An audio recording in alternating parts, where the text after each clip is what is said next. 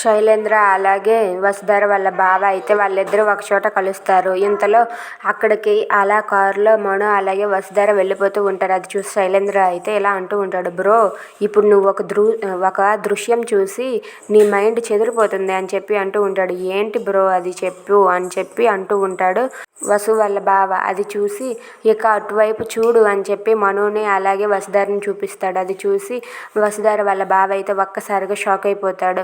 Rajiv shock అయిపోయాయి ఇలా అంటూ ఉంటాడు, ఆగు ఇప్పుడే వెళ్ళి వాడిని చంపేస్తాను, నా మరదల్ని తీసుకుని వెళ్తాడా అని చెప్పి రాజీవ్ అంటూ ఉంటాడు. ఇంతలో శైలేంద్ర ఆపి, బ్రో ఒక్కసారి నేను చెప్పేది విను, నీకు నీ మరదలు కావాలన్నా నాకు ఆ మను అడ్డు తప్పాలన్నా నేను వేసిన ప్లాన్ విను, అలా అయితే ఒకే దెబ్బకి 2 పెట్టెలు అన్నట్టుగా అవుతుంది అని చెప్పి అంటాడు.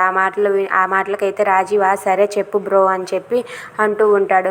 ఇంతలో వసుధర అలాగే మను వాళ్ళిద్దరూ అలా కారులో వెళ్తూ ఉంటారు. కారులో వెళ్తూ ఉండగా మను అయితే వసుధరని చూసి ఇలా అంటూ ఉంటుంది, మేడం ఇప్పుడు మనం ఎక్కడికి వెళ్ళబోతున్నాం మేడం చెప్పండి అని చెప్పి అంటూ ఉంటాడు. ఆ మాటలకు వసుధర మౌనంగా ఉంటుంది.